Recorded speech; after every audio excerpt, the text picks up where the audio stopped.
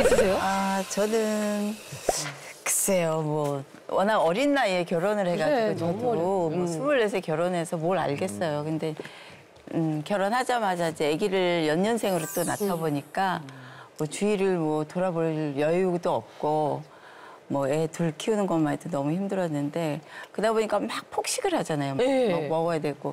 그리고 또 우리 연예인들은 또 연예인들이 아니라 또 저 같은 경우에 특히 40여 년 동안 다이어트해요. 평생을 다이어트해요. 맞아요. 그러다 보니까 편하게 밥을 먹을 수 있는 시간이 임신했을 때. 애 낳고 나서 몸보심하고. 그때는 하나의 내 핑계가 되는 거야. 그냥 그걸로 이제 위로를 하면서 먹는데 어느 날인가 내가 이렇게 거울 앞에 맨날 보는 거울인데 문득 화장대 앞에 이러고 앉았는데 내 몰골이 너무너무 막 진짜 재수가 없는 거야, 한마디로. 근데 나는 또 남편이 또 보여지는 분이니까 나오면은 주위에 막 찬란한 그 가습을 막 호화찬란하게 옷 입고 막 내놓고 막 이러잖아, 막. 근데 그걸 보면서 내가 나를 보다가 나가서 저런 여자들 보면 돌겠다. 정신이 번쩍. 정신이 번쩍 나면서 오면은 근데 왜 오빠는 나한테 그런 얘기를 한 번도 안 할까? 자기가 좀 관리 좀 해라든가 말 한마디 정도 해줄 수 있는데 그래서 내가 그 어린 나이에 잠깐 의심을 한 적이 있었어요. 이상하다. 그리고 발랄하잖아요, 그분이. 네. 재밌잖아. 친절하시고. 귀엽고. 네. 주위 사람들한테 잘하고 예의 있고. 그러니까는 그게 화면에서도 보여지니까 평상시에는 아무렇지 않았던 부분들이 내가 내 모습 보고 내가 몰골이 처절하다는 걸 느끼고 난 뒤부터는 모든 것들이 다 그렇게 보여. 의심스러운 거야. 왜 쟤랑 저렇게 웃지?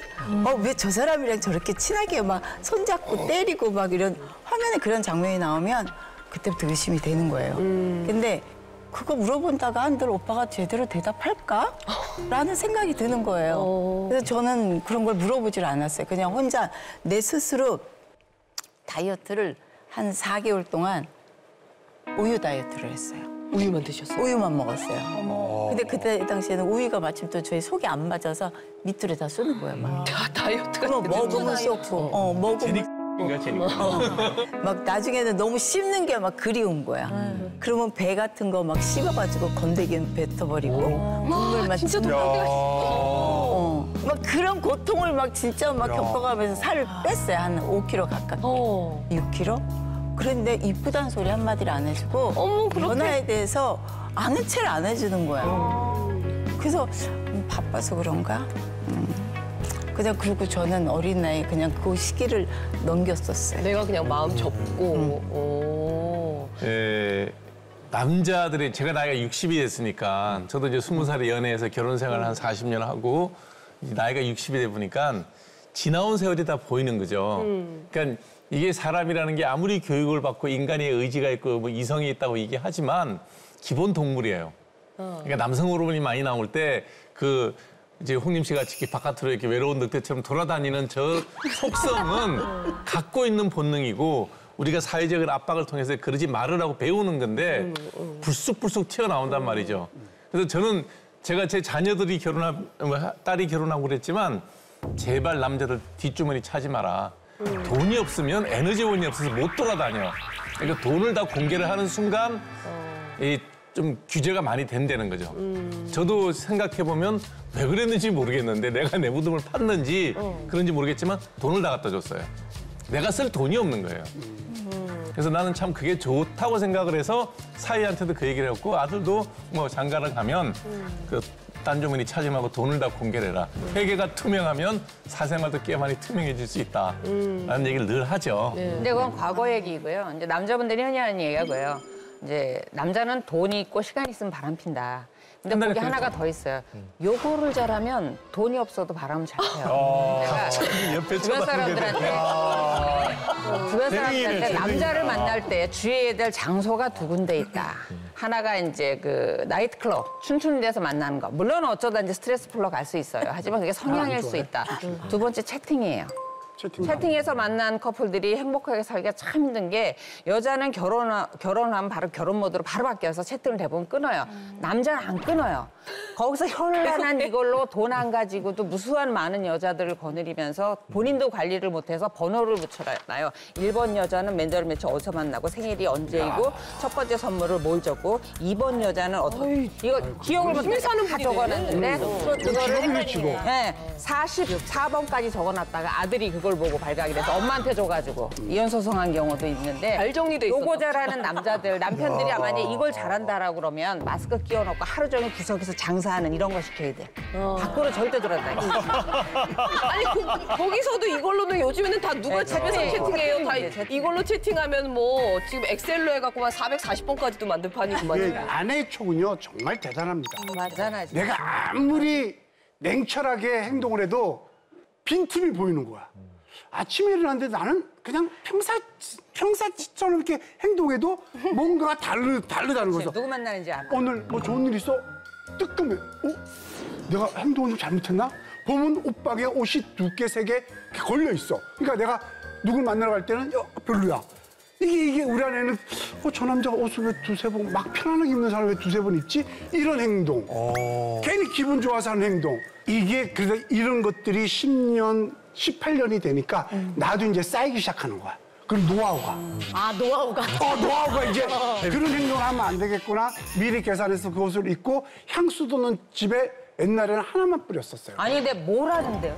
아이, 뭘 하러 가는데? 나쁜 짓 하는 게 아니라 뭘 하러 우리 가는데? 아내는 그냥 여자랑 노는 걸 싫어하는 거야. 그러니까 놀러 가는 거잖아 여자랑. 그죠? 여자랑 놀러 가는 거잖아요. 놀러 간다기보다는 조금 힘든 마음이 있으니까 좀 이렇게 얘기를 해서 나 스트레스를 풀겠다는 거지. 그렇게 나쁘게 보지 마시고 옛날에 향수를 하나 뿌린다 집에 향수가 여러 개가 있어요.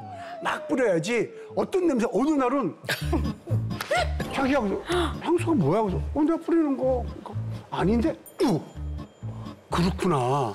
여동생이 이렇게 막 하고 있다가 그 냄새가 뱄구나. 그래서 내가 향수를 여기서 가지고 뿌리게 되고 그래 뿌리고 이게 나도 모르게 아주 노하우가 생기는 거야. 그래서 우리 아내는 질문이 들어왔는데 여동생이랑 뭘 하면 그렇게 향수가 섞이냐고요. 질문이 들어왔는데 여동생이랑 뭘 하면 그렇게 향수가 섞이냐고요. 서로 막 이렇게 크로스하는 것도 아니 아니고. 그냥 야 잘 있었어? 이 정도 그냥 하는 거 내가 뭐 그래서 향수가 안 섞이는데 그렇게 해서 향수가 왜 그럼 악수하는 모든 사람들의 향수가 손에 섞이게. 묻었겠지 조금 냄새가. 아니야. 왜 아니지. 이렇게 깊게는 생각하지 마세요. 아니 타인의 향수는 살을 딱 붙여갖고 30초 이상 비벼야 냄새가 옮겨오거든요. 불고기 냄새도 나고 불고기 먹으니까 불고기 냄새도 그러니까 나고. 지금 이게 여러분 어떻게 생각하세요? 왜냐면 의심을 가만히 있다가 오늘은 의심하는 날 이러고 하는 게 아니라 뭔가 계속 행동이 쌓이니까 하는 거지. 이게 그러니까 의심하는 사람이 잘못이 아니라 이게 의심하게 만드는 사람이 잘못 아니에요? 근데 이건 있어요. 의심이라는 건 기본적으로 불안을 기반에 두고 있거든요. 네. 불안이라는 거는 만약에 혹시나 어쩌면 이런 게 머리 안으로 계속 생겨요. 네. 그러면 일단 머리 안으로 다양한 시나리오를 나도 모르게 자꾸 그리게 되거든요. 꼬리에 꼬리를 물고 그리게 돼요. 그러면은 그거에 대한 근거를 나도 모르게 자꾸 찾게 돼요. 눈에 들어와요. 맞아. 네. 설령 상대방은 그럴 의도도 없고 실제로 그거에 대한 근거도 아님에도 나는 나도 모르게 그런 근거들을 자꾸 찾게 되는 경향도 있죠. 근데 물론 집착이 많은 남자들이 있어요. 네. 그런 남자들은 자꾸 그 집착을 한 사람에게만 풀지 않고 여러 사람에게 풀려고 하는 사람들이 있거든요. 네. 이게 한 사람을 나의 소유물로 쭉 가지고 있으면서 이 한 사람에 대해서 집착을 가지고 있는 사람들은 의처증, 의부증이 되겠죠. 네. 근데 이 한 사람의 만족을 못하는 사람들이 있어요. 그러면은 그거는 뭐 아까 함 선생님께서도 말씀하셨듯이 유전자적으로 그럴 수도 있고 호르몬이 그럴 수도 있고 자꾸 찾아다니거든요. 그럼 집착할 사람을? 네. 이런 사람들은 자꾸 뭔가를 흘리고 다니는 거죠. 와, 근데 대단한데? 제일 안 좋은 건 소유했어요. 거기서 이제 나는 이미 충분히 만족한 거예요. 그러면은 이거를 포기하고 딴 데로 가는 사람이 있어요. 통으로 옮겨가야 돼. 대상을 옮겨가는. 대상으로 그러면은 그 메뚜기 때문에 버림받은 메뚜기 때. 사람의 상처는 이루 말할 수도 없고 이거는 돌아오지도 못해요. 돌아오는 것도 싫다. 여자 중에서도. 예. 아직까지 구독과 좋아요 안 누르셨어요? 지금 당장 눌러주세요.